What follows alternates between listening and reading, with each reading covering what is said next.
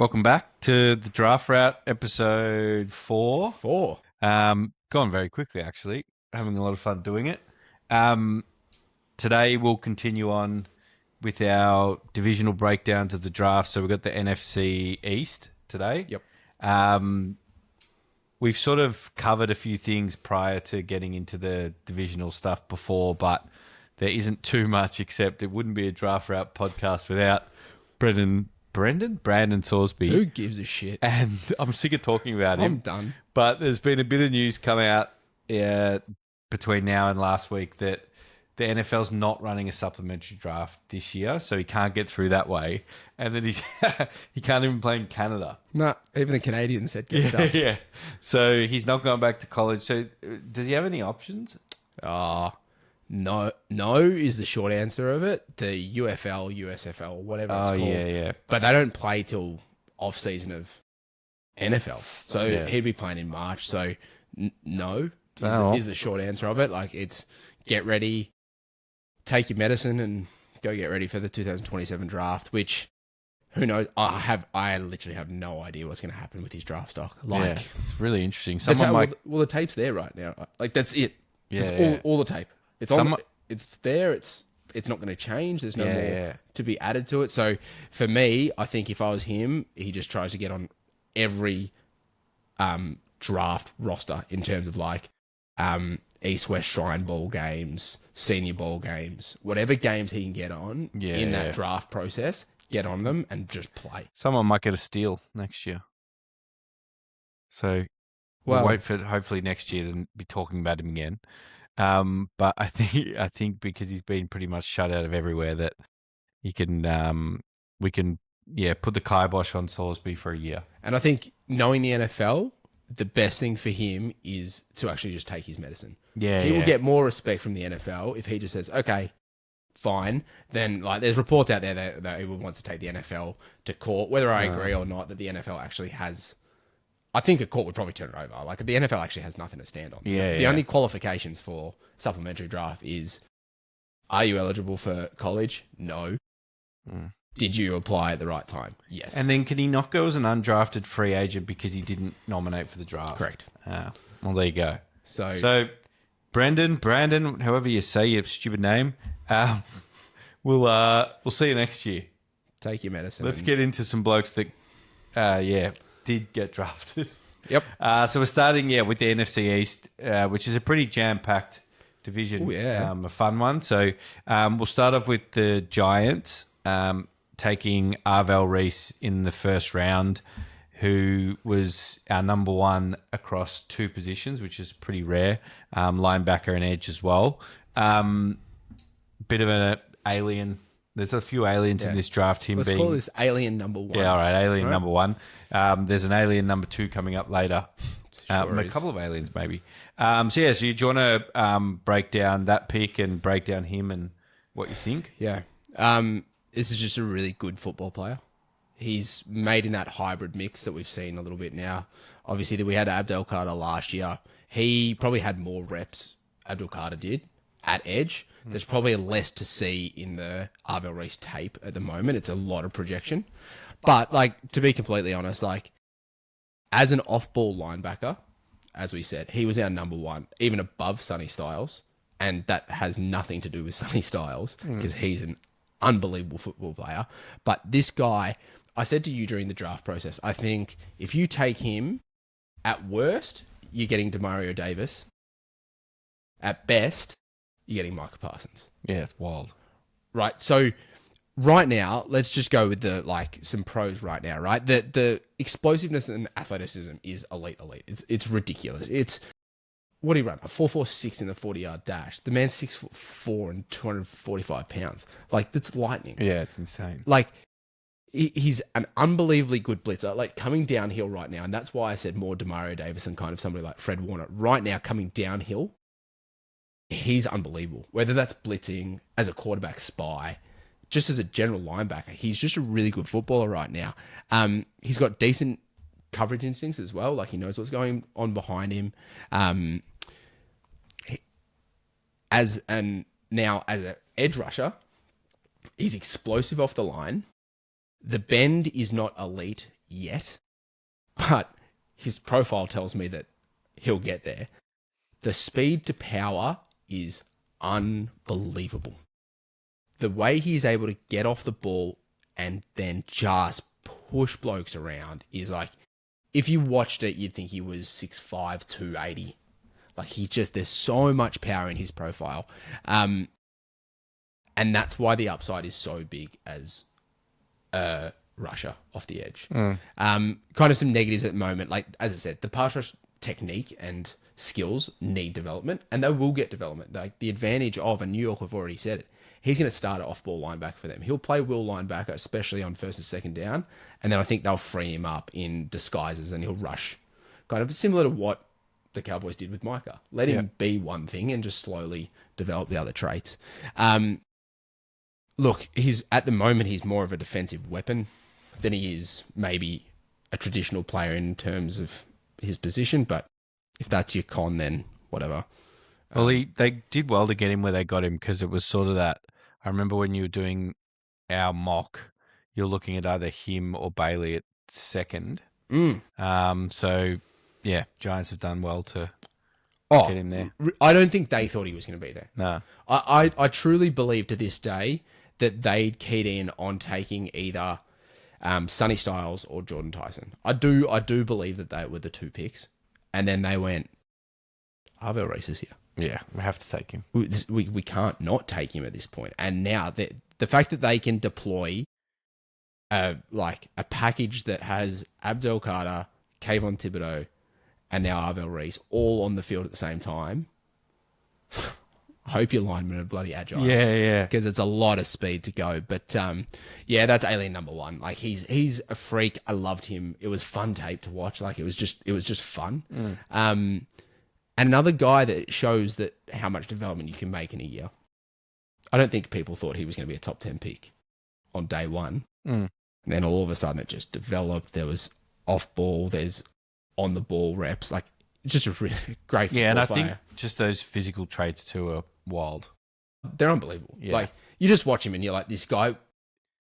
If you can't make Arvell Reese a Pro Bowl football player, that's your problem. Yeah, would be my 2 cents. Nice. And then they went again in the first round. Took Francis Mawanaga. Yes. Did I do it? You got it the second time. Francis Mawanaga. Yeah, good. Yeah, so they took him, filling a need in their offensive line. Do you tell us about him? I know you liked him a lot. Yeah, I really liked him. He was our offensive lineman number 1. He is tackle for Miami. He's your big dancing bear, right? Like, this is a big man. Like, he's a really big man. He's got elite footwork, and the kick slide is so smooth. So that's that bit where you see them, like, when an edge rush is coming around, he really can just slide his feet and kick slide and keep it all really neat. He anchors really well against power. So when he gets that power rush, he's able to just set his feet in the ground and really anchor. Strong, violent hands, and he places them really well. So when he's trying to control an edge rusher, he does a really good job of actually making contact with his hands. In the run game, he's an absolute killer. Awesome. He will maul blokes to the ground, and he wants to do it as well. It's just so easy how much power he has in his game. And that's the reason why currently he's a tackle. But I think him going to the Giants, he goes to guard. Mm-hmm. He may play tackle, and I'd like to see him fail at tackle before they move him to guard. But I believe as a guard, he has Pro Bowl or Pro potential. Wow. And in that kind of context, not the same player, he reminds me of Fulunga. The Saints took at 14. Yeah. A really good tackle that could be an all-pro guard. But the Saints have seen it work at having Fulunga at tackle, and I think I'd like to see Maui Noah go there, but it gives the versatility gives the Giants the ability to just get their best 5 offensive linemen on the field, which is what matters, really. So, yeah, sure. In terms of negatives, and there are some negatives, like the arm length is we got another short. Oh, another short arm. Yeah. It's not Will Campbell short. from last year, and we all saw how that worked out. Even though a very good football player, it's not that short, but it is a reason to consider him a guard and why people will consider it. He's so strong that he can rely on it at times, and it just means that he's not always technically perfect. He just relies. He's like, I'm more powerful than you. Yeah. That'll be enough. So do the short arms not matter at guard as much because they're inside, whereas a tackle you've got guys coming across around you? Yeah. At tackle, you've got to control a lot more speed, and you've got a lot more area you've got to defend. So if you can get a long arm out there and control them, you can actually control where they move. Whereas at guard, it's a lot of penetration in or little bits around. Yeah. So you're able just to, the arm length doesn't matter as much. Like, and as we said, his punch is so good that if he can get that straight into a defensive tackle or a 3-4 end, then that's going to really make a difference. But yeah, the fact that they were able to get our number one linebacker and edge, and our number one tackle with their pick 5 and 10, awesome start to the draft. Yep.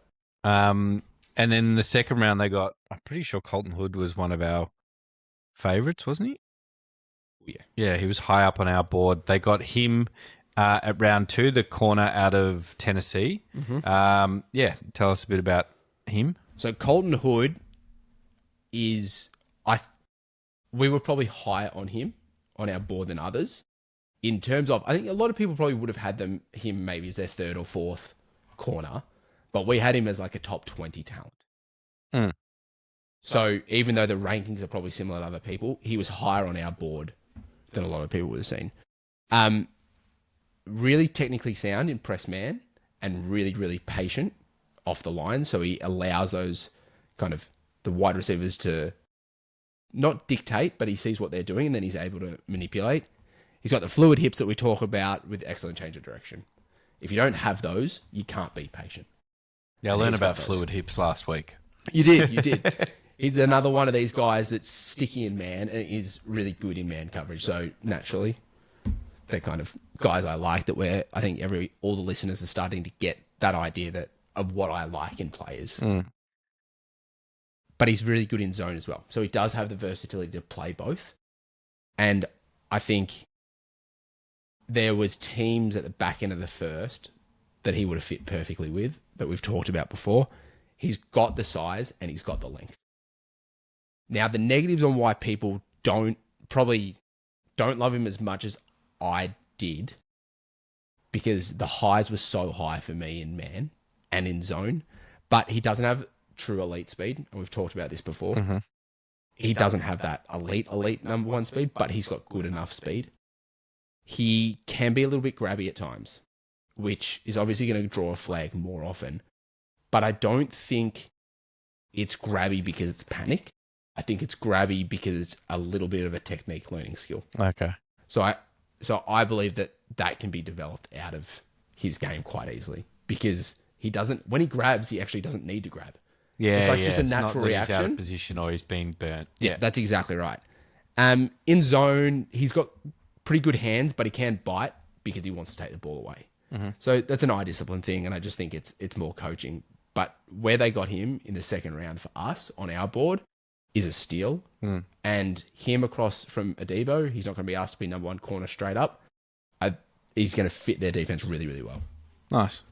I miss Paulson at the Saints. Me too. Really good football player. Round 3, they went receiver with Malachi Fields out of Notre Dame. Tell us about him. He's a good football player. He's, to me, doesn't and never will have wide receiver 1 talent, but they don't need that. They've got Malik Neighbors. Yeah. They did need a wide receiver 2. Now, in terms of pros, he's got really good size and frame, 6'3", 210-ish. He's got pretty good clean route running for a bigger guy. It's not elite, but it's good and it's clean, and it's going to be enough to create enough separation for Jackson Dart to throw into. He's got good hands, excellent, like as a contestant catch ball winner, especially with his size, really good in those areas, and it's going to give them that target that they probably don't have at wide receiver. How big is he? 6'3". Okay, nice. Or 6'2.5", 6'3". Yeah. He's good size. He's a really good. He's tough. He's competitive over the middle. He's just a really good football player. But And the cons and why I don't see him as a wide receiver one, there's not true top end speed, like I was saying. The separation can be inconsistent, especially against really good corners. I think against number twos, number threes, he creates good separation. I don't believe he create that separation against number one corners in the NFL. Yeah. After the catch, I think he's limited. I think he's just catch the ball, get what you can, and kind of fall down kind of guy. Is with the speed, there is speed there, but it's more build up. Okay. So if he's not going to get a free release, I don't think he's going to explode and really test corners off the line. And it's a con, but it's not. I think I'd like to see him best used as like a big slot. Mm-hmm. For people that don't necessarily know how that works, think like a Michael Thomas. Yeah. Kind of position. He's not Michael Thomas, but that's the big slot wide receiver. So really good pick where it was, and a really good complementary skill set to Malik Neighbours. Yeah, nice. Anything in the later rounds? No, I think they did these guys. I think they did a decent job at the end. Like they went got some defensive line help with Bommy Jamison Travis from Auburn. So that was it's good. It's a developmental upside defensive lineman. JC Davis, offensive line, a bit more depth as well. Another developmental trait, and then Jack Kelly out of BYU, who I think will be a good special teams player for them. So nice. So overall, looking at our ranking, you've gone A-, which is good. They've done well. They're building something nice in New York. Yeah, it's probably one of my favorite draft. Like, it had a lot of my guy. Like that, it had a lot of my guys. Like they've got a first position, a third position, and Malachi Fields, who was just kind of outside the top 10. Like with their first 4 picks, I really like this draft. Nice. So yeah, they're building nicely in New York, which is cool. If you like New York, if not, it's not cool. then it's not. No, Jackson Dart showed some stuff, and hopefully Malik Neighbours comes back. Yeah, that's a big healthy. one. I think that's the biggest one as well. Yeah. Oh yeah, if Neighbours needs to be, if he can get back to his best, he's a huge. They need him to, because if they don't, they're going to be lacking at wide receiver. My dynasty fantasy team needs him back at full strength too. Yours does, definitely. So next one we'll go to is Washington. Starting off with the alien number 2 from this podcast in Sonny Styles, who has unbelievable speed, like nothing I've seen from a man that big. And again, like, we have athletes in this country, you know, whether you're playing rugby league, Aussie rules, reunion, whatever, like they don't exist here.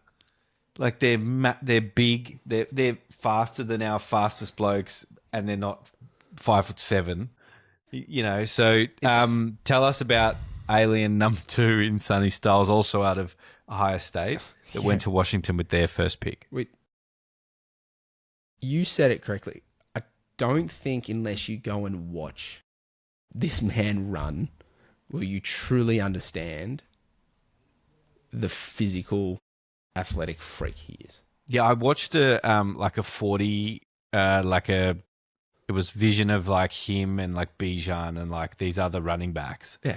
And he just powers it past them and with them. It's hilarious. Like, and we'll go back to kind of Arvell Reese and we'll kind of tic-tac on them. But like, Arvell Reese went and ran, I think, if I remember correctly, Arvell Reese ran a 4.47. Yeah. And because it's done in alphabetical order, Sonny Styles got to run next and then ran a 4.46. Yeah, yeah. And Arvell Reese was like, no. And then he went and ran a 4.46. And then Sonny Styles on his second dot went and ran a 4.45. Yeah. It was just like, it's just these freight trains moving at speeds that you just can't understand. But look, as a football player, we've just said it, there's rare size and speed for the position. You know how much I love this player. I wanted him in New Orleans more than almost anyone. We'll talk about the one other bloke I wanted more in about one team's time. He's an elite downhill. Downhill as a run defender, he's unbelievable. Like, this is just your prototypical linebacker. This is exactly the guy you want running around, roaming your defense from the Mike position. The instincts are what separates him and is why he is a top 10 player, though. Because we've had athletic guys who are 6'4", who are downhill thumpers. but we don't have many of them that started their career at safety. Did he? This guy was a safety, Wow. and wait for it. The reason he moved from safety to linebacker was Caleb Downs transferred from Alabama to Ohio State, and he was like, nah, this guy's too good at safety. I'm not going to be able to play. Wow. Yeah. So I'll move to linebacker. Could you imagine if they had this guy at 6'4" running around at safety with the Caleb Downs there? Yeah. It would have been the craziest safety duo I've ever seen. It's wild. But instead, they had him at the second level and Caleb Downs above him. But the zone awareness because of this safety experience is just awesome. Like he understands where zone, he understands route recognition. He is able to call plays out. He just sees the field like a safety. And then when he wants to break on the ball, clearly the speed is there. So he gives you all aspects of what you see in today's modern linebacker. And he, because of his physical traits, he easily can go and man up any tight end in the NFL. I will be comfortable watching him man up all the tight ends because he can do it. In terms of some of his cons, the tackling form can be a bit off when he's coming downhill, like is explosive and he wraps people up, but he does, it's not always perfect. This is how small these bloody negatives are, right? I don't want him, for as good an athlete as he is, I don't want people to think that he's Nick Emenwari. Like, I don't want him manning up slot wide receivers. Slot tight ends and tight ends out of that interior alignment and even out wide, I'm fine with. But good slot wide receivers, their agility, like he's 6'4", 250. To expect that he would have the agility to go with those guys, I just don't expect him to do those things, and I don't think Washington will want him to do it anyhow. As good as he is in coverage, I think there's techniques that he can get better at in coverage. But apart from that, like that's the concerns with this player. I think you mentioned in our first podcast too that he's got really good leadership qualities. He can run the defense. He'll be the leader out there. So Washington are getting an alien, but also a leader as well. Day one, leader, ability to cover, ability to come downhill. There's nothing as a prospect that you don't see and you don't want from your modern day linebacker. As I've said to you multiple times, if he hits, he's Fred Warner. Yeah, that's unreal. And I will happily be wrong on this. This is one of the hills I'm happy to die on. If he doesn't end up being an elite football player, then fine, I'm wrong. I don't think I'm going to be wrong on this kid. He's awesome, and I just think him calling the plays, being your leader of the defense, you've now got your leader of your defense with Jaden Daniels. I like that as your two main leaders on each side of the football field. Cool. Then in round 3, they took Antonio Williams, a receiver out of Clemson. Tell us about him. Really good football player. I really liked Antonio Williams. He's, for me, in terms of as a football player, it's probably worth, because I do like him, it's probably worth just running through his cons a little bit. I think he's got limited production vertically. I think he runs across the field really well, and you'll use him on those shorter routes. He is smaller, and I really do think he's slot only. Okay. I don't think you want him lining up out wide very often. He will be your slot wide receiver. He's I'm trying to think the best way to word this. I also think the quarterback play from Cade Klubnik may have limited his ability to have big plays. Okay. So that might be just a gap on film. There's not that many there. I don't know if it's he can't do it or if it was Jaden Daniels is way better than Cade Klubnik and now he will be able to do it. But right now it's not there on film. And he's got a small frame. But the pros, I think he's a really good route runner. It's smooth. It's polished. He can run every route in the route tree. He creates consistent separation. If they use him correctly out of the slot, which they will, I think he's going to create easy separation and easy dump offs for Jaden Daniels. The speed is good. I just don't think it's elite, but he gets off the line really well. So if he can get off the line, he's quicker than he is fast, and then get off the line and then get really quick 5-yard routes and just quickly turn them into 10. Yep. That's the exact kind of player they were looking for. Even though he's small, he's got strong hands. And yeah, that's him as a player. And as a third round, he went pretty much smack on where we had him kind of graded. Yeah. This is exactly where I thought he would go.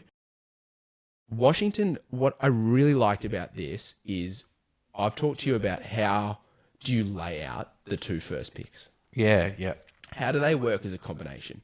Now, if they went and took Jordan Tyson, he's a better wide receiver prospect, substantially better than Antonio Williams is, no doubt. And he would have given them their elite wide receiver 1, and man, it would have been fun. However, the linebacker they probably get in the third round, because they don't have a second round pick, is nowhere near. Sorry, not nowhere near, but Antonio Williams is a better prospect than his equivalent linebacker at that stage. Yeah. So I think this fell perfectly for them. These first 2 picks fell absolutely perfectly as they would want to draw it out. They got wide receiver help, even though maybe not a wide receiver 1, a really good wide receiver 2. And then they've got their leader of their defense for the next 10 years. Yeah, nice. Moving on to their 5th round pick in Josh Josephs, if you want to touch on him. And then their 6th round pick, you may as well touch on both of them in Katron Allen. Yeah. Running back. Yeah. So Joshua Joseph is an edge, bit more of a linear frame. But it's an explosive first step. It really is. And it adds speed to their defensive line that they probably are lacking at the moment, which they really need. He's got good bend, good flexibility. He converts speed to power decently. He's actually really good at setting the edge. I think, especially in the run game. So he's able to set the edge and make sure that running backs can't bounce it outside. And that's going to be really helpful for them in their run defense. You had that with obviously Sonny Styles and the rest of the defense that they've kind of are building on. He's just a really well-rounded defender, and I really liked him. And as a 5th round pick, that's definitely, let's not call it steal range, but it's value. It's definitely value for me. In terms of what he lacks elite pass rush traits. Like I don't look at him and be like, oh, he's a physical freak. He's got amazing bend. He's got amazing power. I don't think he has any amazing anything. He's just got good on a lot of things. Doesn't have a true pass rush move. Like he's not like, oh, okay, yeah, he's known for his spin move or he's known for his dip and rip. Like he's got a few moves, but nothing that he's go to in his bag. Yep. The base of this player is he's a good floor, low ceiling. Okay. And I think he's going to be a depth player that plays on your defensive line for a long. I think he's in the NFL for a long time. Yeah, cool. And Katron Allen, running back out of Penn State. This one I really like. And I am happy to say I will be way higher on this guy than almost anyone. I could be telling a lie, and you can check this one on me, but I'm pretty sure I had Katron Allen ranked 3rd in our running backs. Let me, while you talk about it, I'll look. You can check that one. But for me, he was, so it was him and, there was him and I've just mental blanked, but there were 2 Penn State running backs. Singleton. Thank you, Nicholas Singleton. And they started the season with Nicholas Singleton. And Singleton just wasn't getting out of the offense what the offense needed him to get out of. Yep. 3. You had him at? I did have him at 3. Well done. Cool. Yep. I can remember my I can remember my ranking sometimes, which is really good. When they did move to Singleton, when they moved from Singleton to Katron Allen, you could tell the difference in the offense. I think it just functioned better. He's got excellent vision and patience. When he gets the ball, he knows exactly where he wants to take it. And he's patient with it when he needs to.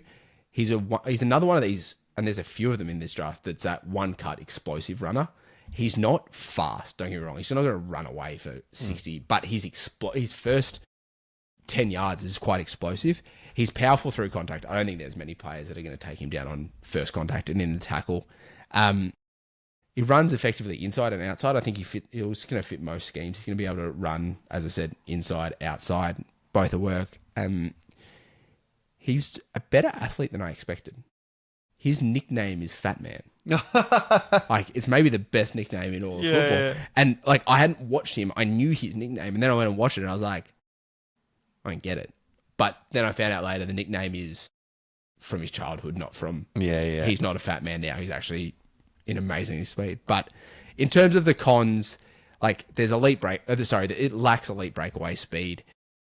There's a limited catching production. There is catching on tape, though. And I thought he did a decent job in it. So it's a negative because I didn't see a lot of it. But when I saw it, I actually thought it was half decent. The pass protection needs work. That definitely needs work. And then kind of, he's more of a physical in space. He's just going to run blokes over than he is kind of elusive and make you miss. But I think he's a perfect fit for what Washington need right now, and can be either a compliment, or it really would not surprise me if he ends up being their running back one. Yeah, no. And they've got him in the sixth round. Right? Yeah. It's a dart throw. And... I had a third round grade on him. Yeah. So, like, that does sit in the steal range, right? Like, 3 rounds later, Yeah. and there was a lot of running backs taken before him that I liked a lot less. So, Yep. I really like Katron Allen. I think he's going to be a really good football player for Washington. And then, there was nothing that really stood out after that. No, it's just it's filling your depth, and they did it with kind of Matt Goldman at center, and then I cannot pronounce his name. I've tried a thousand times. Kalekamanis. Yeah, he's a quarterback out of Rutgers, and he's a right back for Greece. Yeah, exactly. Nah, look, there's a skill set there, but we know that that's probably a developmental one where they're going to keep taking swings late as backups, so they don't have to pay their backup too much. Yeah. So if they can keep taking decent backups and get 4 years out of them, move them on, perfect. That's what they're looking you've got for. your franchise guy. That's exactly right. So you had a B grade for Washington, which is, average, slightly above It's average. slightly type above thing. average, and I actually really liked it. It's just there's only so many picks wasn't they many, made, yeah. right? Like, they made a first, no seconds, made a third, no fourths, made a fifth, sixth, and some later ones. So for the quantity, I think they did. I couldn't have expected more out of their draft than what they put on the plate. To be honest. Nice. And again, the Alien, they've also, added a guy that we had at, a third best. I running love back Sonny in Styles. Sixth. Well done to Washington, with the best, well, not the best colours outside our Saints, but, the maroon colours was the draft route colours. It's a great I don't know. uniform. It is Man, it's a so good good. uniform. Outside of our Saints, it's Especially the best. the like old school helmet. Yeah, it's awesome. It's and such a just good call kit. them the Redskins again. Will that get me cancelled? I'm gonna let you be cancelled. I watch too many players to get cancelled. Yeah. You do that to yourself. They can be the Redskins. It's come out, Anyway, we won't touch on that anymore. Don't want to get us Please cancelled. stop. Please stop. It's only the 4th podcast, mate. Please stop. All right, so we'll move on. You got. We're going to move on to everyone's. The Collingwood of the the Collingwood of the NFL. Everyone's favorite team to hate, the Dallas Cowboys, who unfortunately took my favorite player that I wanted the Saints to take, being Caleb Downs, with their first round pick. Look, we went wide receiver, which is great. We'll touch on Jordan Tyson in a future episode, and we're happy with that. But I sort of like that Caleb Downs player. He's awesome. I like safeties like to play like he does. For some reason, secondaries are like my favorite players in terms of, Marshall Lattimore's my favorite ever player. It's because you're just taking my information. Yeah, from my exactly. Brain. And I I love like watching. And anyway, so Caleb Downs, I won't call him an alien, I'll call him a unicorn. They really, we think, got a real steal here in the first round. Tell us about him. They know they got a steal. Yeah. Anybody that wants to watch it, watch their draft room when they realise they're going to get Caleb Downs. When they realise that they're able to just get up one pick to make sure that they can get him, they're just like, this is this is a dream. And it was a dream. Like they, not only did they take Caleb Downs, but they were sitting there with the ability to take Caleb Downs or Ruben Bain. There's no way they went into the draft thinking either of those things were plausible. They would have run thousands of simulations, and the percentage of those two being there would have been very short. But yeah, for them to get this guy, they don't usually take safety early, Cowboys traditionally. That should tell you all you need to know about this player. He has the most elite instincts and play recognition I have ever seen. Wow. It is unbelievable. And it actually, the irony of it is actually turned into one of his negatives on tape. Oh. And he doesn't have many. So we can touch on them as we're talking about all the positives. But one of the negatives is there's probably not as much ball production in terms of taking the ball away that I'd like. But the play recognition is so good that he is often there too early, that he's like in these weird positions. So he just slaps the ball away and just knocks it down. If he just holds himself for half a second, he could have had 8 picks this year. And he probably goes earlier. Earlier than... Yeah, earlier than... He already went at 11, right? But the instincts are just so elite. And I just don't see how this player fails. Like, he's an outstanding tackler. He is so aggressive, even though he's not small. He's 5'11 and a half, 6 foot. He absolutely makes everybody earn anything that goes over the middle. He will knock the snot out of you, and he'll hit you right where it counts. Like, he will hit you right in the middle. Like, he makes sure when he hits, he's a bullseye. They stay hit. Yeah, he's a bullseye. He makes sure he hits. His coverage ability is exceptional. Man, zone, I actually don't care. Like, this is why he's so versatile. He can play strong safety. He can play free safety. He can play nickel corner. As a prospect, he's a better prospect than Brian Branch. But you think about how they use him as kind of in the slot, in the nickel, depending who's in there. Strong, free. Like, that's the kind of play you're getting. He will be used, I hope, in the Cowboys system, how he would have been used as the Saints, which is as the star player. Yeah. Everywhere. Use him everywhere. And honestly, if I'm Dallas, I would strongly consider letting him wear the green dot and call plays. Wow. From safety. There's some teams that do it, but this is the right guy to do it. Because Dallas have decent linebackers. They don't have this kind of level at linebacker that just understands the game so amazingly well. I would just put the green dot on his helmet and let him do it. I've never heard anybody talk about a player the way Nick Saban talks about him. Nick Saban had him for 1 year as a freshman, and he said if he came out that year as a freshman, he would have been a top 10 pick at safety. That is wild. That's unheard of. But safeties do fall a little bit in the draft. And honestly, and I truly do believe if he was 6'2", he actually isn't there. Because one of the negatives is he's just not normal. Like, he's normal size. He's 6 foot tall. He's not Kyle Hamilton, who's 6'4". Yep. He's not Nick Eamon-Warry, who's 6'3". He doesn't run a blazing 40-yard dash. I just don't care. I just don't care. I don't care that he's not that big. I don't care that he's not. This is another one, as I said with Sonny Styles. You can come and bash our podcast. You can come and have a go at me and say, I know nothing if this kid fails. It's fine. I'll live with that. But this guy was the best football player in this draft at the start of this season, and he ended as the best football player. He was our second-ranked player behind Jeremiah Love. Whoop-de-doo. Yeah. But all I know is when I sent you the notes on the players, I'm pretty sure your text message was too long to keep scrolling. Yeah. And it was all positives. Yeah, he's awesome. So I just love this pick. I don't love that it's to Dallas, but I can't not want him to succeed even though he's at Dallas. And it doesn't happen often. Usually I can change my point of view and be like, nah, stuff him. But I want this kid, and this kid's just an awesome football player. Then after the Unicorn, they took Malachi Lawrence in the first round, traded back with Philly and edge out of UCF. Yep. Tell us about this man.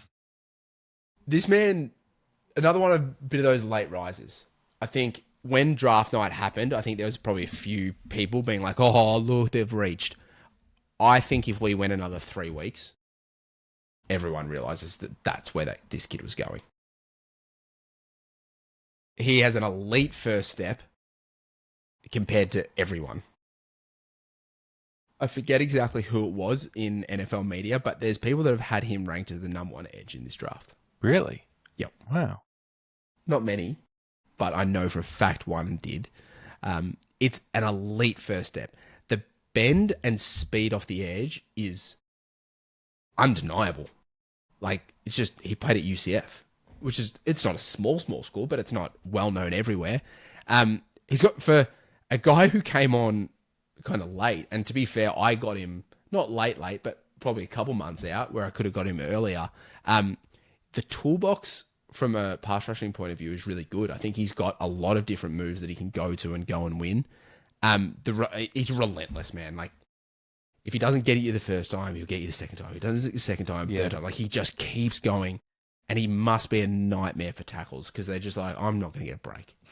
Like, can you just go away for a few snaps? I just need to rest. And he's just like, nah, I'm just coming at you.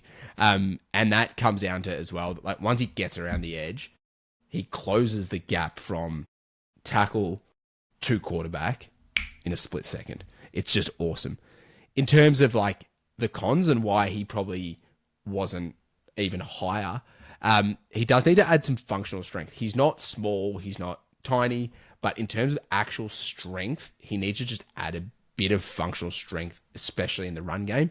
As I said, and that comes from a bit of a lighter frame. He's not small, he's just a little bit lighter, and you can see it in the elite burst, but that's just a bit of functional strength. And that, once again, one of his cons is he can probably get better as a run defender. And I think that functional strength will really help that. And look, right now, he relies on speed over power. Functional strength, right? Yeah, so it's all just coming down to a bit of a strength profile that needs to be improved, but the speed and explosive rushing profile is amazing. Nice. I really like this pick, and some people didn't, but I think that was fair value. I would have taken him there happily. We're the first/second round draft grade, which is back into the first kind of player. So perfect. Cool. Then they took Jay-Sean Barham out of Michigan. You're doing a good job. You haven't seen a lot of these names before. Nah, I'm good with that one. Yeah, Jay-Sean Barham. No, you've done really well. I'm Thank you. I'm pretty good at reading and spelling and stuff. Yeah, I'm not. And yes, I haven't seen. I haven't seen these names before.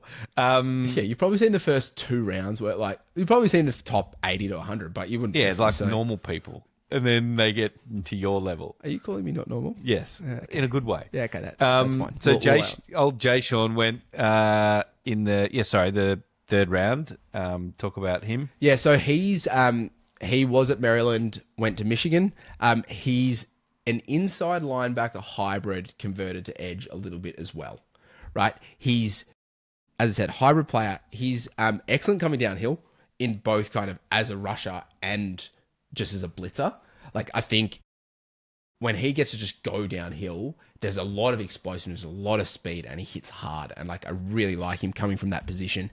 I think a good way to look at it is if you allow him first and second down to play off the ball, just as a linebacker, stop the run, fill the gaps.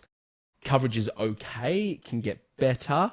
And then on third down, just let him pin his ears back and go back and rush. I think you're going to get a really good hybrid player. And Dallas clearly know how to do this, right? Yeah, of course. They did it with Micah. And I'm not saying he's Micah, but if you profiled it in a similar use, then I think you're going to get a really good player.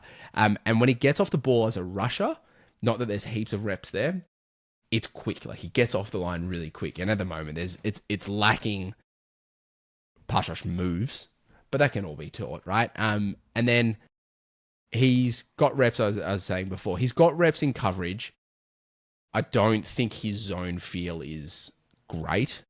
It's not bad, but it needs to get better to play the NFL. But I like third round, like this is where this guy was going. Just a good football player. I really like him. He's going to fit into their linebacking core. And I think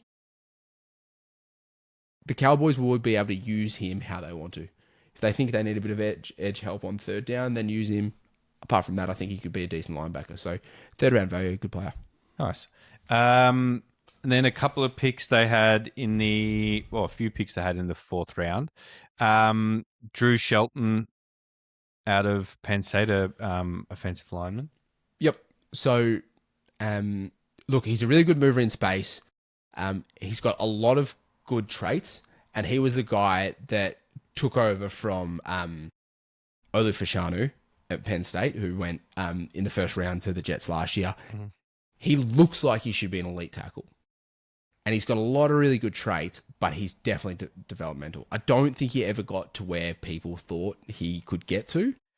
But in the fourth round, I think he's worth a swing, especially they've got a good offensive line anyhow. So if they can just develop him on the side, I think it's a really, really handy pick. So and then Devin Moore. Corner. So I've mentioned Devin Moore a few times actually, since we started talking. There was an injury, but he's big. So he's big, long corner. He's 6'3". He's got smooth hips. He's going to be really good in zone.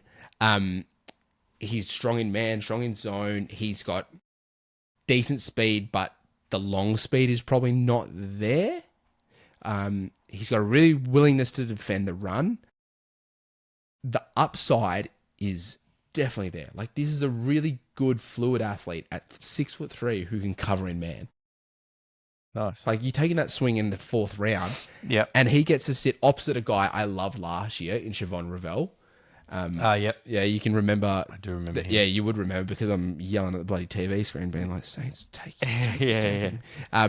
But I think what that gives them is two really long corners who have good speed, not great speed, but the ability with that long corner just to play off man and zone. I think as long as they're both fit and good to go, I think there's a really good chance that they got a starting corner in round 4. And if you can do that in round 4, tick. Yeah, big tick. LT Overton. Yep. Being the last one we'll sort of touch on. And this guy's he's an edge out of Alabama, right? There's not many of these guys that are bad football players. Yeah. So another one, late fourth round, take a swing on him. He's got a powerful NFL-ready body. He's ready to go on first and second down as a run defender on the edge. He doesn't have huge pass rush kind of upside. He's more of a run defender at the moment. There's not much bend there. Like, he's a big man. Like, he's not going to be a bend guy. He's going to be very dependent on power. He's another high floor player, low ceiling. Yep. He does, though, because of the size, and I think I'd like to see him use this way. He has the ability to actually come inside on third down. So if you can bounce him inside on kind of like that NASCAR package, which is when you get your quicker blokes out and he's more of your inside rusher, I think that's a really good way to mitigate his weaknesses. Yeah, nice. So I would look, it's fourth round again. Yep. Like, really good job. I think then they took in the 7th round, they took Anthony Smith, which is more a special teams guy. Yeah, depth wide receiver player. So we've given Dallas a B+, which is, above average. So well above average. Yeah. And to be honest, it's probably an A-, but it's Dallas, so they can have B+. Right. I like a lot of these football players, especially, well, obviously Caleb Downs, but I just spoke glowingly about a 3rd round and 2 4th round picks. Yeah. And both first round picks. If you can hit on them. If you can do that. Dallas have done well. You're doing something well. Moving on to, I'm going to start this one a little bit. All right. Moving on to I'll let you go. The Philadelphia Eagles. So we spoke about Jalen Hurts a little bit on last week, and we put up a reel, and we were like, let's see if this gets out to America. Well, it did, because you know what Philly fans are like, and you know, gotta love their passion. But couple of things for you Philly fans out there that wanted to have a crack at Sam over here about, talking about Jalen Hurts being overrated. And we didn't even go that hard on him. Like, you just said he doesn't throw the middle. I could have gone harder. Like, could have gone harder because, he's trash. But, nah. So he's not trash. He's not trash. He's all right. But, they built an offensive line. I could have played a quarterback almost behind that. Anyway, so back onto we got some love, hate from the Philly fans. It was really funny actually because we haven't been trolled yet, but then we got trolled. And one bloke even commented like, "Oh, you've awoken the Philly fans or something." Just letting you know. So a couple of things, Philly. We're not British. We're in a place called Australia, which is down the bottom of the world, far away from Britain or Philly for that instance. So there is a couple of other places outside of America in this world. Secondly, this man has more knowledge about the NFL in his pinky finger than most of you guys that are commenting do. So just because we're in Britain, are we? Just because we're in Australia doesn't mean that he doesn't have the knowledge. So stick that. Anyway, just got that off my chest because it was, any, what is it? Like any publicity is good publicity. So keep commenting. We love it. You're going to hear some good things about Philly coming up. We love the passion and, keep engaging with us. 100%. Thanks for the defense, mate. Yeah, no worries. You've always got my back. But I like to think that even though we're not in America, the fact that we're up at 3 a.m. and I don't miss a game in 16 years, I'd say there's a fair bit of dedication there to get up at 3 a.m. on a Monday before we go and work our actual jobs. Yeah. So I'd like to think I know a bit. And to be honest, the way Philly have built their roster, I'm a massive fan of how Philly function as an organization, which is the irony. Yeah. Right, is that I've said what I said about Jalen Hurts. I definitely don't take a back step on that at all. I completely agree 100% with my statement. But the roster they have built and how they build football teams is excellent. And all teams in the NFL should see how they have been able to draft and manipulate the draft and manipulate the salary cap. Like, they've just done a great job. Yeah, for sure. All right, so on to their breakdown. That was a bit of fun. Yeah, it was fun. Makai Lemon they took in the first round. I think we had him at maybe like 6 or something. We had him at 5. Oh, did we? So we've just told the Philly fans not to hate me, and now they're probably going to. Yeah, you're not a huge Makai Lemon. No, I'm not. I'm not. I want to say, first of all, he's a very good football player, but he's not the kind of football player I personally would take in the first round. Okay? So in terms of why that is, for me, he lacks elite long speed, and I don't think he's going to scare any elite corners, right? I just think they're going to be comfortable playing in man. Like we talked last week about Jamod McCoy and the ability that he can just run at 85%. If he's able to do that when he's tagged up against Makai Lemon, he's going to feel comfortable. Like he's never going to have to hit 100%. So this is more, for me, he's a slot-only player. And that, for me, is the biggest thing. I don't want to take slot-only wide receivers in the first round because I think I can get them most years. Mm-hmm. Okay? My other thing is when he had to go up against elite corners, like Leonard Moore, who we'll talk about in the coming year, who is going to be a very highly touted corner and probably a top 10 pick, he just locked him down. It's that simple. Like, Makai Lemon had stats against Notre Dame, but not on Leonard Moore. Leonard Moore locked him up. And as I said, I don't want Lemon playing outside. And that's why I was lying on him. He was our fifth wide receiver. Yeah. And I still had a first, second round, closer to second round grade on him anyhow. So I do like the player. So in terms of like the positives, he's an elite short area route runner, and that's why he's going to be so well suited to playing slot. He's got outstanding hands. His ability to catch contested passes, he thinks he's 6'4". He goes up and makes some of the best contested catches you'll ever see over the middle. He's not scared of having the snot hit out of him at all. He will just catch the ball. This is one where I probably differ a little bit, and there's pros and cons in this one. I think he is dangerous after the catch with the ball.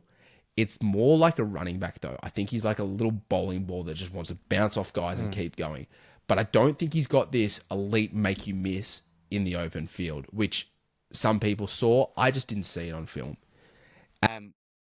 He is excellent, and he has a really good feel for where to drop and set down in zone. He does a really good job in those spots. And probably one of my favorite things he does is off the line, he does a really good job tempoing his routes. So he knows when to kind of slow play it, like slow out and then he breaks, or I've got to get off the line really fast and make my quick cuts. And those abilities are why he's going to be such a good slot wide receiver. Cool. They've got their, more outside guy anyway. They do. They do. And look, I'll link these two picks together once we get through their second round pick. Outside I was talking about Devontae, but yeah, but I'll link how I think this is all going to work. So second round they took Eli Stowers out of Vanderbilt at tight end. Is this how you're going to link these two? Yeah, but this guy's their freaking nature. So we had Alien 1, we had Alien 2. This guy, so everyone knew about Kenyon Sadiq, right? And we'll talk about him when we get to the Jets and how freaky everything. This guy's Eli Stowers, Kenyon Sadiq, right? So they get to run the combine together, right? This guy, Kenyon Sadiq, obviously ran a crazy 40, but this guy ran a 4.51. Wow. At tight end. He also out-jumped Kenyon Sadiq and broke the vertical jump record. He also jumped a further broad jump than Kenyon Sadiq. Yeah. So for all the freakiness that is Kenyon Sadiq, this guy is not just as freaky, but from a tight end point of view, he's a freak athlete, and you can see it on film straight away. He's got elite ball tracking and adjustment skills. Like, the ball's up in the air. Like, his ability to track that ball and just turn his body and make these amazing catches is awesome. Soft, reliable hands and a huge catch radius. Long arms, the ability to go get the ball, make the quarterback right, even when they're wrong. Like, he's going to be really good at that. Really good, smooth route runner, knows where to set down in space and zones. Dangerous seam threat. Like, when you get to line him up on a linebacker and just run vertical seam routes down the middle, man, this guy's a weapon. He's your move tight end, right? This will start on the negatives. He's not your blocking tight end. You're going to move him around, use him as almost as a big slot kind of wide receiver per se. He's undersized for an inline tight end, thus the blocking. But they're the negatives. Like, as a receiving entity at tight end, he's elite. But he's not your big, well-rounded tight end that's going to block down as well in the run game, right? And in terms of how I was saying I wanted to link these, and I think this is really important, is that I talked about Jalen Hurts' inability to beat teams over the middle. I think Philly are going to slightly, or it seems, start to force Jalen Hurts to start to develop these traits. So I think we're going to see it, right? And they've given him two weapons to do it. Mm-hmm. Because Mekhi Lemon is where he wins is over the middle in those shorter routes. And there, Eli Stowers is going to stretch the seam. He's going to beat people over the middle. That's what these guys are. As you said before, Devontae Smith's your outside wide receiver. But what they've lost in A.J. Brown is a guy that can beat press man. Maybe they use Eli Stowers out there a little bit on bigger corners. Okay. Right? Because the speed's clearly enough. And maybe that's the way they kind of counter that a bit. But they've got two skilled players now that are guys who will win over the middle. And how does that then fit into an offense that traditionally hasn't beaten teams over the middle? Interesting. Round 3, they took a giant of a man in Markel Bell, an offensive lineman. He's 6'9", 350. Yeah, I had to. So I was tossing up whether I put that information in there or I said it out loud. Yeah. So I knew what it was. Sam we have notes that Sam writes that we can refer to. So, I remember players and stuff. And if there's anything of note to put there, it's there. So it's got 6'9", 350. That's a big man. That's a huge man. You ever seen or met anybody 6'9", 350? Nah. I don't think I've met. I might have met 6'9", but not 350. I was going to say, 6'9". I don't know I've met a bloke who's 6'9" or 350. I told you. Definitely not together. People in this, they don't exist in this country. Yeah, well, anyhow, look, he's massive. He's, to give you a perspective, a bit of a link. He's kind of like Derwin Jones was coming out that Cleveland took 2 years ago, I believe. He's just huge. Like, he's just massive. And honestly, in the pass game, he's just hard to get around. This is a lot of human to get around and get to the quarterback. And he has gigantic arms. They're so long. They would be your torso. Yeah. And he's just like reaching out to blokes. He's a mauler in the run game, as you should be. You're 6'9", 350. If you can't knock a 6 foot bloke over, then there's something really wrong. And there's just not many people in, as you said, in the world that are this big. Yeah. In terms of cons, not ironically, he struggles to anchor against speed. So he can set his feet against power. He's huge. But speed, he doesn't know how to, it's just a lot of man to move, right? And then that then gets to the next con, which is his ability to reset is once he's beaten, he's beaten. He's a high ceiling, low floor guy. And this is Philadelphia. They develop offensive linemen. Jordan Maillard is a perfect example for all our Australian listeners, right? Never played football before, and now he's an all-pro tackle. They know how to develop these guys, and they will. And I've got one fun con that I had to tell you. Yes. Guess how small his hands are. Oh, are they tiny? He's got smaller hands than me. What? Right? I have bigger hands than you. Yeah, he's got smaller hands than I do, and he's 6'9". That's and has long arms. And long arms. He has little stumpy things. He's got like little kids' hands on the end, which is just bizarre. Which is just bizarre. Like, look, I don't know if they actually show up on film at all, but like, it's just a measurement that I thought was crazy. Yeah, that's hilarious. They took Cole Payton in the 5th round, quarterback out of North Dakota State, who I reckon you had pretty high. Yeah, I did. Top 10 at well, he was top 8 maybe. Yeah, I'm pretty sure it might have been 5th or 6th. But there's a lot of there's physical upside there. Like, is a thick build out athlete and with genuine rushing ability. Not just like he can go get you a couple here. Like, he can go and take off and seriously go and get you rushing yards. Powerful runner through contact as well. Like, I think he's going to happily take on contact and knock blokes over. Good accuracy and throws the ball well on the move. I don't think it's excellent, but he throws the ball decently on the move. He's got a good arm. It's not Josh Allen. It's not elite, but it's a good arm. He's really comfortable running the RPO, so the run-pass option, which you would expect from somebody like this. For me, and one of my final notes I wrote when I was running all my notes was, as a player, the developmental upside is worth investing here. I don't know if he's ever a starting quarterback, but he's got the traits and the upside that I would rather take a swing on this in the 5th round than our good friend that Arizona took in the 3rd round. Carson Beck. Like, to me, I'd rather swing on this and be wrong than spend a 3rd round on somebody who at best is a game manager. Gotcha. The cons on a developmental player like this, the throwing mechanics are it's just inconsistent. Like, sometimes it's good, sometimes, the meme, sometimes maybe good, sometimes maybe shit. Good, sometimes maybe shit. Yeah, that's him, right? It's a longer release as well, so the arm really goes out and then kind of throws it. As I said before, arm strength is good, it's not elite. Deep ball production was inflated for me by, he's playing at North Dakota State, right? His number 1 receiver, Lance, who now the Saints selected, was just so far and away the best athlete on the field that they just throw him go balls. Like, and he just beat them off the line. Like, he was just so far beyond corners that they were playing in FCS that I think it ballooned Yeah, the sure. production when I don't think he's actually an elite deep ball thrower.